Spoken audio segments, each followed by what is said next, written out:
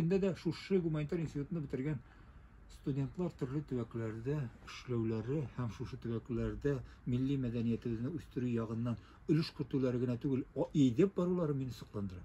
Рәхмәт. Сезнең дә өлешегез кергән монда, димәк, шулай бит. Бирелеп сөйлисез менә татар зыялылары турында, татар тарихы турында. Әле 7 кисәктән торган 3 томлык рухи аң хезмәте. Менә сез инде аны төгәлләп бетергәнсез, әле ул нәшр ителмәгәндер, әмма бу да бит бик озак эзләнүләр менә нәкъ күрсәтергә чынбарлыкны. Татар зыялылары нинди булган, татар тарихы нинди булган, мәдәнияте нинди булган, бит күрсәтергә. Анда нәрсәләр уйлап чыгару кирәкми дә монда? Рухи аң романы дип атадым мин аны. Ул мин аны атадым инде татар шәҗәрәсе дип. Миңа кирәк булды, менә күп томлык чыкты татар халкының тарихы китабы, тарих китабы. Ул Мәрҗани институты чыгарды, зур эш, гаҗәеп күп күләмле эш. Һәм инде мин монда аерым аның җитәкчеләренә рәхмәт әйтер идем, шундый зур эшләгәннәр. Һәм инде мин бик күп сораулар туды. Аны укыган вакытта, әмма аларга җавап таба алмадым ул китаплардан. Шуңа күрә миңа туктаусыз яңадан кире кайтып эзләнергә туры килде. Һәм эзләнгән дәвердә мин татар дөньясының бөтенләй кызыклы сәхифәләрен ачтым дип әйтә алам. Чөнки алар борынгы кулъязмаларда, борынгы хәбәрләрдә, борынгы китапларда гына түгел, хәтта бүгенге көндә әйтмәсәң Оксфорд галимнәрендә, Европа галимнәрендә, Америка галимнәрендә, Австралия галимнәренең хезмәтләрендә үзләрен хәтта гарәп, элекке гарәп булсын, хәзерге булсын, төрекләр хезмәтләрендә күренә башлады. Әйтик, мәсәлән, без шанып җиткән язган әйберләр бар. Мәсәлән, соңгы кызыклы бер үзем өчен кызыклы әйбер булды. Без барыбыз да Гөлвәнә Орuz әсәрен Лутфи язган дип әйтәбез инде, һәм ул инде 15-нче гасырның 1411 елны тәмамлаган дип белеп барабыз. Әмма ләкин менә үзбәк галимнәре булсын, һәм инде төрек галимнәре булсын, аның бөтен башка кеше тарафыннан язылуын һәм ул кешенең Мирхәйдәр Хәрәзми булуын ачыклап, дәлилләп бирделәр. Менә шундый ачышлар соңгы дәверләрдә бик күп, шактый күп. Һәм булар нигәдер үзебезнең тарихлардан, әдәбият тарихы булсын, һәм инде булсын безнең тел тарихы, һәм булсын безнең үзебезнең халык тарихы, алар читтә калганнарын күреп, миңа инде яңадан менә шушы юнәлештә эзләнүләр алып барырга туры килде, һәм бик кызыклы ачышларга очрауга. Һәм мин әйтер идем, безнең тарих шактый катлаулы, һәм ул бик катлы, һәм ул бик тирән, төрле төбәкләр белән бәйле. Ул Идел буе белән генә дә түгел, ул Урал белән дә түгел, Сибир белән генә дә түгел, Кырым белән генә дә түгел, ул хәтта Кече Азия булсын, хәтта Мисыр булсын, бүтән төбәкләр булсын, алар белән турыдан-тур бәйләнештә генә түгел, бәлки шунда да аның чишмә башлары бар, шактый кызыклы. Әйтик, 9-нчы гасырдан алып, 8-нче гасырлардан алып, булар берсе дә кият түгел икәнлегенә, һәм алар турында бөтенесе дә түгел конкрет хәбәрләр барлыгына, һәм алар түгел ачык хәбәрләр барлыгына без игътибар итәргә тиеш идек, һәм мин шушыларга игътибар итеп, шушы әйберемне яздым. Әлбәттә, ул бәхәс рәвешендә дә булырга мөмкин.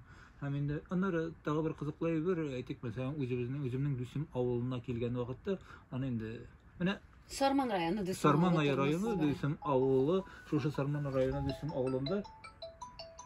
Телефонны сүндереп куярга кирәк. Достар, исегезгә төшереп торам, сез инде WhatsApp номерына шулай ук үзегезнең сорауларыгызны җиткерә аласыз, һәм шулай ук безнең инде 572 телефонына да Фәрит Яхинга сорауларыгызны бирә аласыз. Бик кызыклы кеше ул, әле ул иң беренче әйтик әдипләр арасында дини темаларны күтәреп чыккан Коръән тәфсиренең авторы да әле. Ул хакта без әйтеп китәрбез, ләкин менә әйдә фикерегезне. Коръән тәфсиренең авторы дип әйтмәгез, мин Коръән тәфсирен дин буенча әйтмәсәм, пәйгамбәрләр тарихы чыкты инде минем, Мөхәммәд пәйгамбәребезгә багышланган иман китабы, пәйгамбәрләр тарихы. Һәм ул вакытта инде ул төрле кызыклы юнәлешләрдә аңлату кичерде, төрле галимнәр аңлаттылар, мәсәлән, дини кешеләрдә аңа үзләренең мөнәсәбәтләрен белдерәләр, эзләнүләр барлыкка килде, һәм бу мөмкиндә дә мин аңа сөенеп әйтәләм, ул китаплар буенча алар чынлап та чиста татарның дин буенча язылган иң чиста, бернинди сәясәтсез, чын дини эчтәлектәге әсәрләре. Әлбәттә, анда теге катлаулы булалар, мин аларны әйтмәс идем, теге бик җиңел дә дип, алар тормышта безгә иң кирәкле китаплар дип бүгенге көндә дә миңа әйтәләр икән, мин аларга рәхмәтле, укыла торган бүгенге көндә дә кирәкле китап дип саныйм мин аны. Сез китаплар дип саныйм, алар минем 3 томлык инде, анда исламның нигезләре бар, исламның бөтен кагыйдәләрен өйрәткән, шәригате, Ул диңгезне әлбәттә бүгенге көндә үзебезнең менә мине иң сөендергән әйбер, иң шатландырган әйбер үзебезнең халкыбыздан дин галимнәре үсеп чыктылар. Һәм ул дин галимнәре, ул мөфтидән алып әйтик мәсәлән гади муллага, авыл мулласына кадәр һәммәсенең дә үсеп чыгуы һәм инде аларның динебезне төгәл аңлата башлаулары мине сокландыра. Берәү генә түгел алар чын менә безнең татарның чын тормышы, чын мәдәни барышының бер күренеше булып китте һәм мин аңа бик шатмын. Чынлап та кайчандыр бик күп сораулар туа торган иде дин мәсьәләсендә. Бүген аларга тыныч, матур, бәхәссез җавап бирә алучы чиста галимнәребез бар. Менә шунысы. Фәрит абай, менә сез укытучы дидек беренче чиратта, прозаик, менә дин темасын күтәргән кеше, фән эшлеклесе, ансы аерым бер әйбер. Сез үзегезне кем буларак күбрәк тоясыз? Кайсы якынрак? Яшь вакытта кеше иткән, тегесен намысын да алып барырга әйтик, мәсәлән, шул вакытта. Менә хәзер инде улга төшкәч, мин инде 60-тан уздым. Ул авырга әйләнә башлады, әйтик, мәсәлән, шигырь язганда, шагыйрь булып яшәгән моментыңда, син инде мөмкинлекләреңдә, очрагыңда, син инде фән белән шөгыльләнә алмыйсың, ул комачау итә, шуңа күрә укытучы. Барбар. Укытучы булып туалар. Ну, менә бер кызык әйбер, сез укытучы, biz укытучылар дибез. Минем соңгы язылган әсәрләрнең берсе ул инде шигырь белән инде нәкъ менә шул укытучылар мәсьәләсендә миңа үземә ачыкларга туры килгән әйбер. Миңа фән булыша, менә шушы төгәл ачык итеп фикерләргә булыша. Минем сүз генә түгел, ул аны Физули дә әйткән, аны борынгы әдипләр дә әйткән, Низами да әйткән. Ул турыда нәкъ шушы хакта үзләренең фән белән шөгыльләнүләренә бәйле рәвештә аңларга, төшенергә һәм ачыкларга ярдәм итә. Әйтик, мине иң соң иткән әйбер чын мәсьәләсендә, чын мәгънәсендә бүгенге көндә төп фикерем ул да булса мәктәп баланы укытучы гына укытмый, укытучы гына да укытмый, укытучылар гына да укытмый, мәктәпне китаплар гына да укытмый, дәреслектәр генә дә укытмый. Укучы үзе генә дә тырышып укымый, укучыны мәктәп чыгара. Мәктәп. Һәм ул мәктәпнең ни өчен менә кайберәүләр аңламаска мөмкин, ни өчен без татар мәктәбен сакларга тырышабыз? Чөнки менә шушы мәктәп. Ул укытучы гына түгел, ул зуррак, көчлерәк әйбер. Әйтик, мәсәлән, аңа төрле укытучылар килергә мөмкин, китергә мөмкин. Әмма мәктәп ул татар мәктәбе. Татар мәктәбе булсын, урыс мәктәбе булсын, мәктәп дигән әйбер, мәктәп тәрбияли кешене, мәктәп чыгара тормышка кешене. Менә шушы мәктәпне югалтмасак, без әлбәттә милләт югалмас. Менә Себер татарлары миңа мөрәҗәгать итәләр, туктаусыз инде фикерләшәбез, әйтәм, аңлатам инде мин аларга. Алар аңлыйлар, аңсыз түгел. Менә бер кызык әйбер. Алар үзләрен Себер татар итеп күз итә. Без аларга каршы түгел, чынлап та Себер татарысыз. Ну, сез татар икәнегезне онытмыйсызмы? Онытмыйбыз. Менә аларның кайберсе әйтә. Без бүгенге көннән башлыйбыз менә үзебезнең Себер татар әдәби телендә яза башлыйбыз. Ничек? Нинди традициялар нигезендә? Нинди булса бер диалект нигезендә язарга мөмкинме?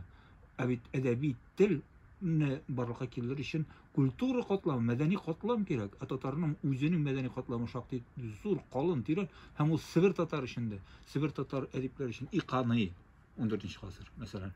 Соңрак дәвр шагыйрьләрен, әйтик, мәсәлән, Наҗар, ул аның иҗатын алып карыйк. Аларның хәтта стеллалар тора Себердә, Искир шәһәрендә, Шәкүр бин Гаваз мәсәлән, яки соңрак әйтик, Нәсихәтнамә авторын әйтик, мәсәлән, алсак та, Шәкүр бин Гаваз, ул инде 16нчы гасыр шагыйре. Һәм инде Габдулрашид Ибраһимовны алсак та, аларның барысы да бит инде татар әдәби телендә язган. Һәм менә шушы әдәби телдән сез яңадан бер әдәби тел чыгара аласызмы дип сораганым бар. Ул мөмкин әйбер түгел. Әлбәттә, үзегезнең диалекталь сүзләрне, диалекталь формаларны файдаланырга мөмкин. Әмма дә ләкин әйтик, менә Мизәлә сөйләшендә әйтәләр бит ни дип. Мизәләдә кызлар юк дип. Нишләп? Кыдыл булау дигәнне беләмме хәзер? Чөнки кыз дигәннәр дә белә сөйләшкән. Бер кыз дип әйтмәләр, дә дип әйтәләр. Шул гына гади генә бит инде. Әмма дә ләкин ул да безгә аларга мәсәлән инде бер көләргә дә, шул ук вакытта аптырарга да мөмкинлек тудыра. Әлбәттә, шулай итеп ниде, әмма маны әдәби тел булганда, без аның чынлап та нәрсә турында сүз барганын аңлыйбыз. Әдәби тел булмаса, без аны аңламаска да мөмкинбез. Менә Себердә дә шушы хәл. Әдәби тел, татар әдәби теленә кайту. Рәхим итеп, үзләрегезнең җирле татар телinde öğretigi. Öğrenigiz. Ansana biz karşı tuğul. Lakin tatar edebi tilini öğrenmişe medeniyetimizni üstüre almışız Sibir'de deyip eyten de alar da iyi. Tatar edebi tiline birimiz de karşı tuğul. Tatar edebi tiline tatar bulduğumuzga birimiz de karşı tuğul. Biz öyle gitmesi Sibir tatardı. Elbette biz Kazan tatarı. Ansında nerseyin. Estirhan tatarı var. Hem başkalar hem var. Kasım tatarı. Biz türlü. Hem Ruslar da şöyle türlü. Amerikanlar da şöyle türlü. Edik mesela nelerde İngilizler de şöyle türlü tübeklerden Kiptinik mesela neyden? Hindistan'dan, India'dan Hindini alıp karasak indi İngilizler. Hem bir küp türlü. Misallarına Galim bilen söylöşkәч монда инде карап утырсыз. Каралы бу нәрсә әйтә дип һәрвакыт яңалыкны үземә кем әйтмеш дип боягы эченә чорнап куям. Шулай да менә тагын бер сорау, сез менә шушы Сибир татарлары, Касым татарлары бар үзләренең сөйләшүләрен, диалекта сөйләшүләрен кертәселәре килә дигәннән, менә Башкортстан темасын алсам килә, сез дә ишетәсез бит инде мондагы вазгыятны. Анда 5 кенә кеше ди, менә безгә Ремзил Вәлиев килгән иде кунакка. Ул әйтә 5 кенә кеше, шул 5 кеше кот тарата ди. Менә шул диалекта сөйләшүгә. Без бит инде мәсәлән Октаны шул мөслимдә дә шул сүзләрне әйтергә мөмкинбез. Ләкин ул төньякта диалекта сөйләшү, ләкин бу башкорт теле дип әйтәләр. Менә сезнең фикерне ишетәсе килә, галим буларак. Галим буларак бүгенге аның тарихын карарга кирәк башта дип тә карасам инде әйтсәм. Чөнки башкорт халкының барлыкка килү тарихы ул бик кызыклы тарих. Һәм аны алар үзләре өйрәнгәннәр, мин аларның хезмәтләре буенча шулай өйрәнеп чыктым. Һәм менә шушы үземнең рухи аңраман язганда бу мәсьәләгә яңадан кайтып, менә ул мәсьәләнең каян килеп чыгуларын, ничек булуларын, бу тарихның ничек кайдан килүләрен өйрәнергә туры килде. Һәм бик кызыклы мәгълүматлар табып мин аны әсәремә керттем. Һәм инде бик кызык башкортларның biz Tatar tili Künbatış diyalektini eyle ağırlıkta koyduk. Tatar tili demek Başkurt tilinin Künbatış diyalekti. Etik mesela mizele söyleşen olarak Künbatış diyalekti de beyteler bitinde. Bizde indi demek bütün eğer de bizim şulay iken biz indi Başkurt tilinin Künbatış iken demek bizde Başkurt bularga tiyiş bulup çıkabız. Алар әйтүенчә. Алар әйтүенчә, һәм инде мин Дүсем авыл турында әйткән идем бит. Безнең минем тирә күрше авыллар баршасы һәммәсе дә башкорт ниләрендә, хезмәтләрендә, башкорт галимнәренең хезмәтләрендә, алар башкорт авыллары буларак кертелгәннәр, Шалга кадәр килә инде, Камага кадәр килә. Мин башта көлеп карадым аннар инде кызык булды. Но Дүсем авылы Татар авылы булып калган, бердән-бер Дүсем авылы. Нигәдер Дүсем авылына бер дә кызыкмаганнар. Анда Галим Фәрит Якин яшәгән. Аңа түгел, аларга игътибар итәргә кирәк иде. Анда бит кайчандыр башкорт түрәсе дип аталган, башкорт түрәсе дигән сүз бар бит инде. Әмизәлә сөйләшә ул Уфага караган һәм шушы түрәләрне ул шундый шәхес яшәгән. Аны игътибардан төшереп калдырганнар. Нигә бу авылны да кертмисез дигән үпкә белдерергә мөмкиннәр. Мин белдермәс идем, чөнки ул чын мәгънәсендә ул башкорт түрәсе дигән кеше, ул аталышы гына шулай инде. Татар булгандыр әле ул. Мишәр. Мишәр. Гомумән дә Мишәр һәм ул Мордовия Мишәре. Һәм аның тарихлары бар, бик кызык инде. Ягъни әйтергә мөмкин, бөтен әйбердә башкорт атарга мөмкин. Мишәрне ничек башкорт итеп атап була икән, аны мин белмим. Бик кызыклы үземнең күзәтүләрдән берсе Стәрлебашта, Стәрлетамакта, менә Галимҗан Ибраһимов музеенда булдым. Мәсәлән, Стәрлетамакта. Миңа бик шады музейның эшчәнлеге. Анда инде аны башкорт әдәби итеп күрсәтәләр, башкорт итеп. Ну, Башкортстанда башкортча язылган була инде аны бөтен нәрсә башкорт итеп күрсәтәләр. Мин аңа каршы түгел. Егетләр башкортка аның игътибары, хөрмәте зур булган, тәэсир иткән, үсешенә тәэсир иткән мәдәниятенә. Но шул ук вакытта менә шушы районнарда йөргәндә башкортны очратсаң, син башкортмы дип сорасаң, ул әйтә инде үзенең башкорт икәнен. Менә бу миңа кызыклы булды. Чөнки 70-80 елларда мин Уфага баргач, сез башкортмы дип сорагач, башкортларның үпкәләгәнен күрә идем. Ә менә башкортларда милли горурлык хиссе бүгенге көндә үсеш алган икән. Мин аңа аларга рәхмәтле. Чынлап та алар үзләренең башкорт булуларыннан уялмыйлар. Аңа хөрмәтле булырга кирәк бер-береңә. Син татар икән, татар дип язарга тиеш, башкорт икән, башкорт дип монда нинди бүленеш? Шул ук вакытта урамда очратасың бит инде, сөйләшеп китәсең, башкорт икәнен беләсең, башкортмы син дип сөйләшә сорыйм инде Стәрлебашта. Ул үзенең бөтен күз алдына китерде, дастаннарны сөйли, кыссаларны сөйли, һәм татар түгеллеген аңлата. Бу бит искиткеч. Һәм шул ук вакытта бүтән кешедән сорыйсың, син башкорт түгелме дип. Ул әйтә, мин татар ди. Ягъни анда һәркем үзенең, Башкортстанда һәркем үзенең башкортмы татар икәнен төгәл белә.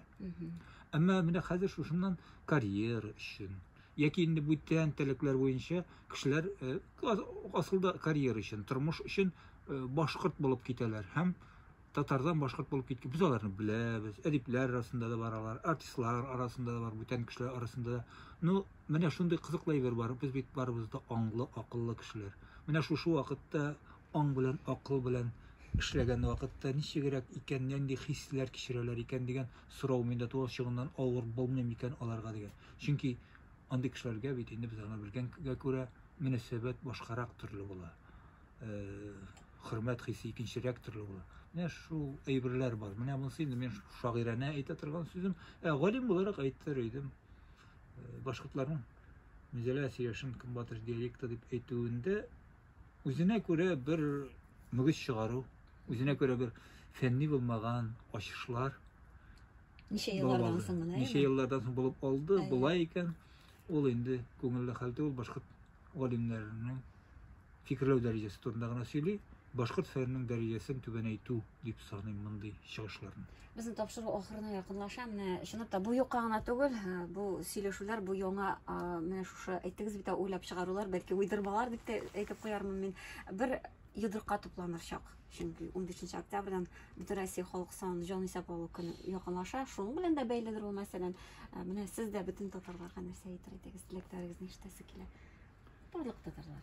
Барлык татарларга әйтә торган сүз бер генә ул Америкада яшәсен, бүтән төбәктә яшәсен, анда хикмәт анда түгел. Үзләренең беренчедән татар булуларын белән горурланырга тиешләр.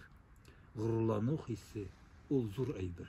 Икенчедән татарча тормышны татарча киләүгә, тормышны хис итүгә ул беркем дә сезгә комачауламый. Сез шулай ук шушы юнәлештә балаларыгызны тәрбияләсәгез иде, шушы юнәлештә үссәгез иде, ул искиткеч әйбер. Һәм тагы да бер әйбер менә элек безнең мәдәни мәктәп сәясәте дөресен әйткәндә бик матур иде. Ул да булса төрле телләрне, җирле телле булсын, бүтәнне үзләштереп үсү, мәдәниятен үзләштереп үсү кешегә шундый төрле яклы, төрле телле булып, билингвал булып үсүне мөмкинлеген бирә иде. Бүгенге көндә дә менә шундый мәктәп кире кайтса иде, шушындый мәктәпләребез булса иде. Чөнки татар халкы ул электә дә шулай булган, хәзер дә шулай булырга тиеш. Ул бик күп телләрне белә ала торган. Бер нәрсә бик күп фикерләүләргә бирелә ала торган, һәм аларны үстерә ала торган. Һәм инде бик күп телләрдә сөйләшә ала торган шушындый милләт бит, горур милләт, бөек милләт. Менә миннән сорадылар бер көнне, бик кызыклы сорау булды, миңа бик шат. Нигә бүгенге көндә мусаҗәлиләр юк дип сорадылар. Мин аларга бер дип җавап бирдем. Моны югары дәрәҗәдәге хөкүмәт кешесе сорый. Мин әйттем, мусаҗәлиләр вакытында дөресен әйткәндә милли гвардиялар, ягъни милли гаскәриләр булган. Милләт, татар милләтеннән булган гаскәри кешеләр. Һәм алар сугышларда, Бөек Ватан сугышында да булган. Газеталар чыккан милли телдә, милли тәрбия булган бик кеше. Менә милли гаскәриләргә, менә шушы милләт үзенчәлекләренә нигезләнгән гаскәри кешеләр Россиядә була икән. Бу беренчедән Россиянең хәрби көчен ул нитү, көчәйтү булыр иде, илне ныгыту булыр иде. Өченчедән милли үсешкә генә түгел, бәлки менә шушындый мусаҗәлик патриотларны тәрбияләүдә моның әһәмияте искиткеч булыр иде. Моны да онытмаска кирәк.